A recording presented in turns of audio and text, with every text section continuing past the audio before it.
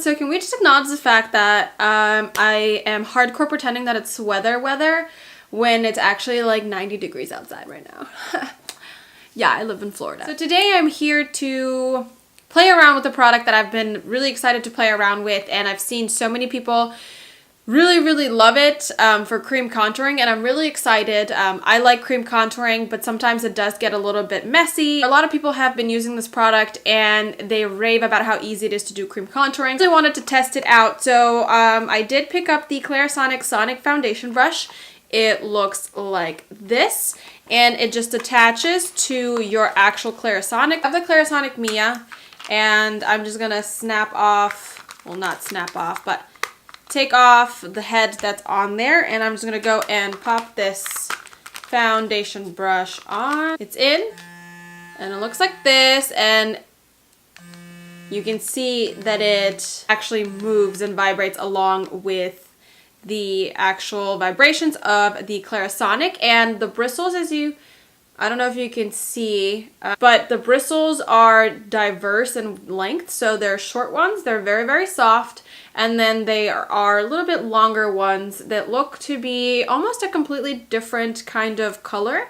So they're very light. Looking at this, there are two different types of brush hairs in here. I just want to try it out and see if it actually does what everyone says that it does, which is make your face look perfect. So I will be applying everything on my face with this brush today just to see how it does with everything that you would put on your face. For primer, I'm gonna go and actually I'm gonna prep my face. I need to put some serum down and stuff. I'll be wearing this makeup all day anyways. So for serum, I'm gonna be using the Rafael Roberto number 9. This is the face and eye serum, and rub some on my face. And then I'm going to be taking my Origins G-Sing, whatever you want to call it, and kind of pop this under. What the fuck is on my face? I'm going to pop this underneath and over my eyes. Kind of the usual. I'm not doing anything crazy. I want to make sure that I'm taking all the same steps that I would when I would be applying my actual foundation and cream contour. I do want to use this Milk Makeup cooling water as well. I'm going to start everything out. For my actual primer, I want to use something that's a little bit more fill in the pores. So I'm going to be using the Smashbox Photo Finish little primer sample that I have, and I'll just be putting this all over my face to try and kind of mask the pimples that are all over because my skin hates me. So hopefully that will kind of do the job and make everything go away. For foundation and concealer, I will be using kind of my go-to little combination that I've been using. I'll be taking the Makeup Forever Ultra HD Invisible Cover Foundation, and then I'll be taking my Tarte Shape Tape. The foundation is in the color Y235, and my concealer is in the shade Light Sand. So obviously you put foundation down first. So I'm just gonna go and take 2.5 pumps and kind of dot it on my face. And this is very liquidy, so it does kind of go everywhere. Okay guys, here comes the fun part. It's gonna be kind of really loud because this thing is loud. So let's do this. I'm gonna turn it on and I'm gonna start buffing this in.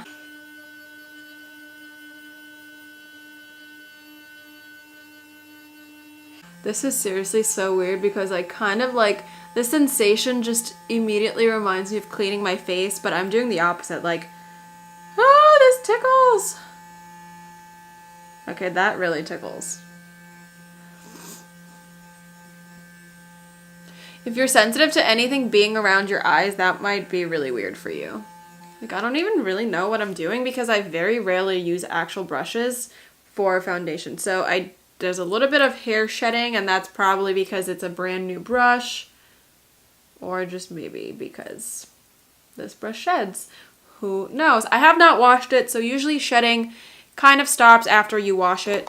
I guess I should have also read the directions. So it says you can use this for foundation and contouring. There are no directions here. It says foundation blending made simple. Okay, well, I guess I'm just going to do whatever I would think you do with a brush like this. Which like is doing a pretty good job. Didn't seem to soak up a lot of the product on the actual bristles. Like you can feel that foundation has been on here because it feels a little bit tacky and like a little bit sticky. So I'm gonna add a little bit more foundation, like another half pump. It's just really runny, and this foundation you kind of need to really build up. It's just kind of a weird sensation, not gonna lie. Kind of just feels weird. I'm just really not used to something vibrating all over the face. So obviously it stopped because it has like a timer on there. So that stopped. So I'm just gonna go in and do my concealing. And I'm gonna also just pull out my contour and place the contour. So I don't really know how you wouldn't take that brush to place the contour. So I guess I'm gonna take an actual like little contouring brush and disperse the product. So I am going to be using my Anastasia Beverly Hills little contour kit that I have, and I'm going to be, as always, dipping into all three colors. And I guess I'll place the product where I would obviously normally before blending it out with like a beauty blender, because that's usually what I blend my cream contour with. I think the beauty blender gives it kind of the most natural look. That's just my preference. I just love the beauty blender for everything. Alright, here goes nothing. So I'm going to do my contour first and then blend out the actual concealer.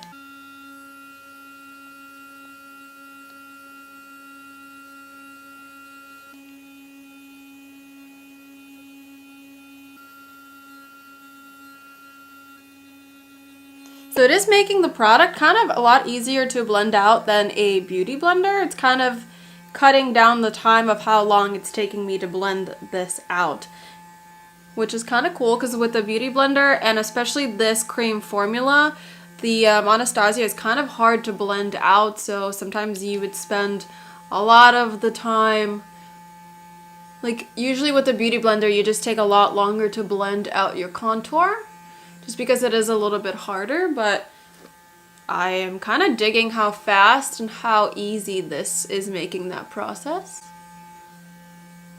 Now I'm gonna go in with the concealer.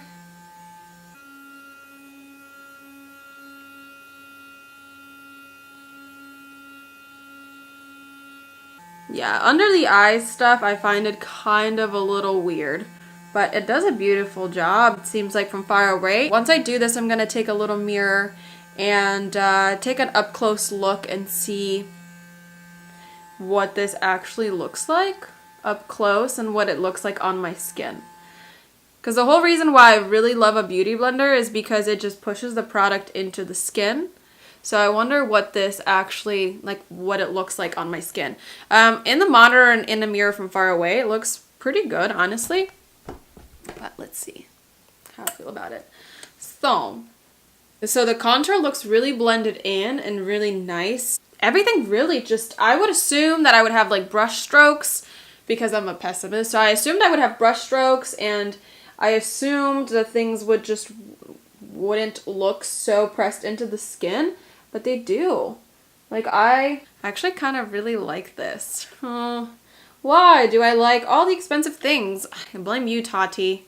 I blame you. Now, I think I'm going to add a little bit more contour on my cheeks. And then obviously use the product. The brush, if you may. I'm just going to add a little bit more. And I think this kind of takes, you know, practice, honestly. It is a very like weird concept to me. I'm not used to, first of all, using brushes for my face for wet products, and also definitely not something that's rotating and vibrating on my face.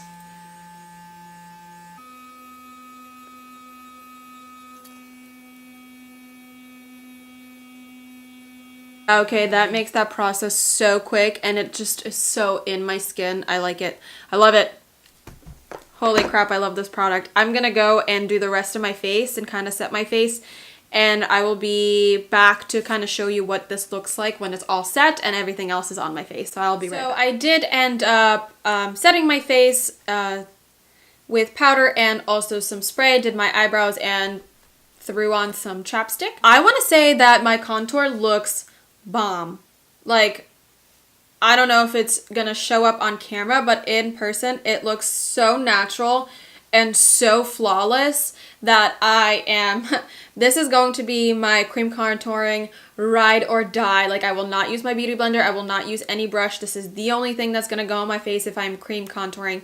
I actually do like the way that my foundation looks as well, but I don't think that that will be replacing my beauty blender. But I think for how often I do cream contouring, this is completely worth it for me. And I think it's just kind of a cool product to play around with. And if you like cream contouring, or if you haven't been able to get the grasp on cream contouring, I think this is a very, very necessary, well, maybe not necessary. I think this will really, really highly help you make that process easier for you, because it does the work for you. You basically put the product where you want it, and then you honestly just use the brush and disperse the product, and it is so easy. I didn't even know what I was doing, and kind of just pushing the brush around, and I mean kind of the way that you would use to blend out cream contour anyways with a regular brush or a beauty blender, and it did an amazing job, and it cut down the time of how long I would be using a beauty blender to blend this out. So it cuts down your time and it makes your face look bomb.